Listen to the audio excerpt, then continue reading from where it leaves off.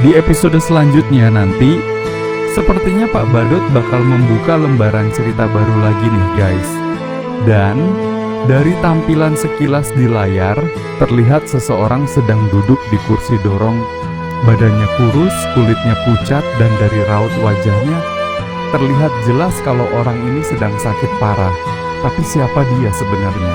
Siapa kira-kira orang kurus yang lagi sakit ini? Dan apa hubungannya sama cerita kemarin? Apa jangan-jangan ini ada hubungannya dengan topi Prikitiu yang dibawa oleh Pak Rungkat dari pulau kemarin? Ingat kan? Waktu itu Pak Rungkat bawa topi. Apakah benar ini si Geya yang sedang sakit dan kenapa tiba-tiba Geya jatuh sakit? Atau dia sakit karena jatuh dari tangga? Atau mungkin kena tipes? Atau jangan-jangan cuma masuk angin dan terus dikerokin sendiri?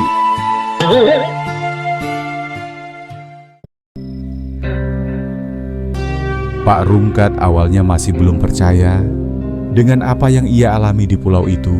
Terasa terlalu janggal, terlalu tidak masuk akal. Namun semua berubah saat sang pahlawan Pak Badut dan kawan-kawan datang menyelamatkan mereka. Bersama mereka hadir pula seorang mantan anggota suku primitif yang berhasil melarikan diri dari kehidupan lamanya. Lelaki itu membawa satu hal penting, kebenaran. Lewat ceritanya, terungkaplah apa yang sebenarnya terjadi di pulau itu. Rahasia demi rahasia dibuka, dan akhirnya Pak Rungkat pun hanya bisa terdiam. Matanya berkaca-kaca, hatinya perlahan-lahan menerima kenyataan. Ia akhirnya percaya bahwa keanehan yang ia alami bukan sekadar mimpi buruk, melainkan bagian dari kenyataan yang lebih kelam daripada yang ia bayangkan. Jadi guys, jangan menutup mata hanya karena dunia tak berjalan sesuai logika kita. Kadang, yang kita anggap mustahil justru adalah kenyataan yang selama ini disembunyikan. Menurut salah satu warga suku GG yang berhasil lolos saat pembantaian, katanya beberapa tahun yang lalu, mereka dibantai habis-habisan oleh sekelompok mafia yang tidak tahu asalnya dari mana. Mereka ditembak dan diseret lalu dikubur di dalam lumpur yang kedalamannya mencapai 50 meter. Wah, sadis ya guys. Kayaknya tidak ada satupun yang tersisa kecuali rumah mereka yang sebelumnya penuh dengan kedamaian.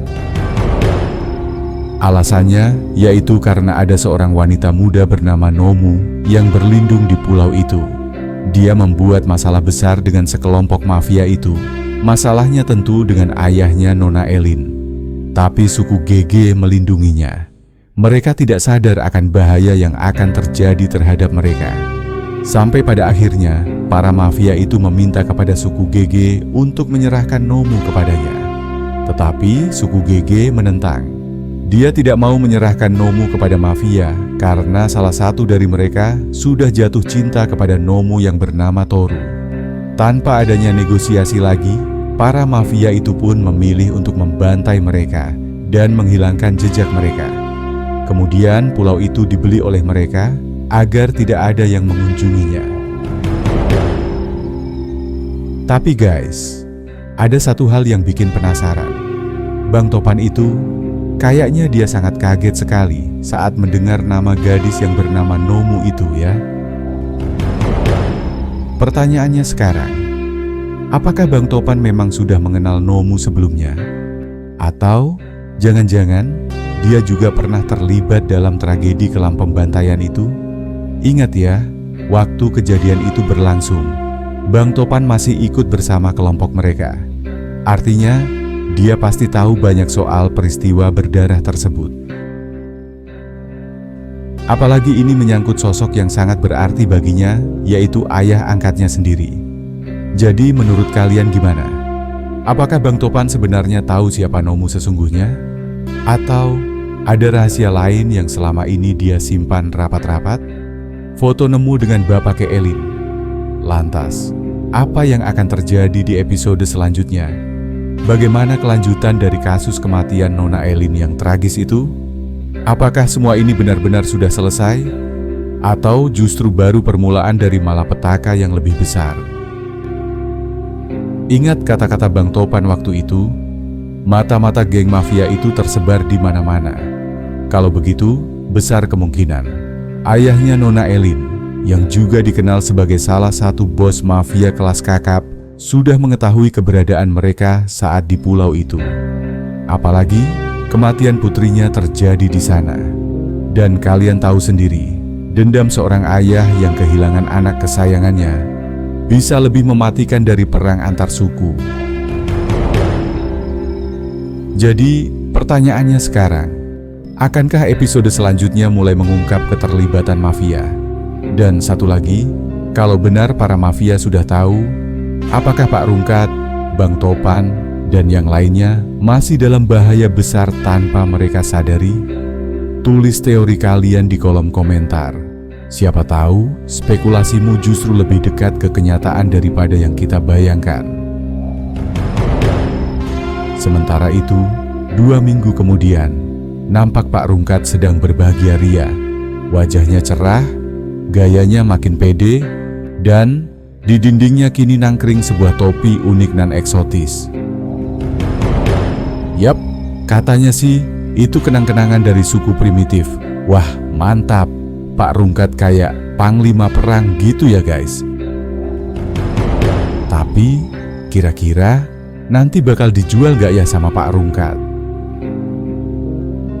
Tapi pertanyaannya, topi itu cuma kenang-kenangan biasa, atau ada roh penasaran yang menumpang di situ? Ih, takut. Di episode selanjutnya nanti, sepertinya Pak Badut bakal membuka lembaran cerita baru lagi nih guys. Dan dari tampilan sekilas di layar, terlihat seseorang sedang duduk di kursi dorong. Badannya kurus, kulitnya pucat, dan dari raut wajahnya, terlihat jelas kalau orang ini sedang sakit parah. Tapi siapa dia sebenarnya? Siapa kira-kira orang kurus yang lagi sakit ini? Dan apa hubungannya sama cerita kemarin? Tapi guys, kalau kita perhatikan dengan seksama, rumah yang ada di depan itu kayaknya rumahnya Gea deh. Wah, menarik nih. Apa jangan-jangan cerita mulai berbelok ke arah romansa? Soalnya terlihat Dot sedang duduk santai sambil ngobrol serius dengan ibunya. Obrolannya kelihatan cukup emosional. Jangan bilang Dot lagi curhat soal Gea, atau malah mereka lagi bahas kondisi Gea yang katanya sekarang lagi sakit. Dan kenapa tiba-tiba Gea jatuh sakit? Masa iya cuma karena jatuh dari tangga? Atau mungkin kena tipes? Atau jangan-jangan cuma masuk angin dan meriang? Tapi kok badannya sampai kurus kering gitu sih? Kayak bukan sakit biasa, matanya sayu, wajahnya pucat. Jangan-jangan ini ada hubungannya sama benda-benda aneh yang dibawa oleh Pak Rungkat dari pulau kemarin. Ingat kan, waktu itu Pak Rungkat bawa topi. Tapi, apa benar itu Gea? Apa jangan-jangan itu bukan Gea? Atau Gea kesurupan Nona Elin?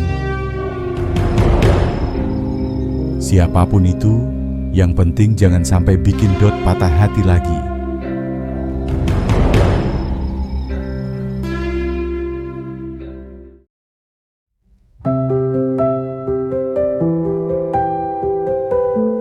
Setiap peristiwa pasti punya alasan. Pak Rungkat mungkin awalnya menolak percaya, tapi pada akhirnya ia belajar bahwa kebenaran tidak selalu datang dengan cara yang logis. Kadang ia hadir dalam bentuk luka, kehilangan, atau bahkan cerita dari orang yang dulu kita anggap remeh. Kita juga bisa belajar dari suku Gege yang rela melindungi orang asing hanya karena percaya pada nilai kemanusiaan. Meski akhirnya harus dibantai habis-habisan, mereka tetap mempertahankan prinsip. Dan dari situ kita belajar bahwa keberanian bukan soal menang atau kalah, tapi soal berdiri tegak demi kebenaran, meskipun dunia menertawakan atau bahkan menghabisimu.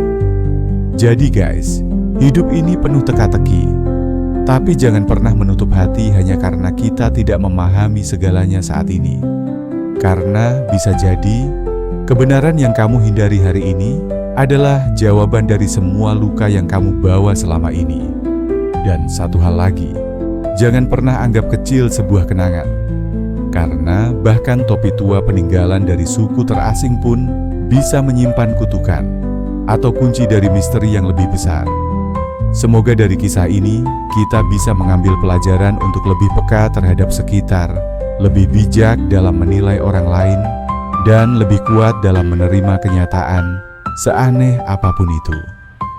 Terima kasih sudah menyimak cerita ini sampai akhir guys. Semoga kalian selalu diberi kesehatan, keselamatan, dan dijauhkan dari orang-orang yang berniat jahat.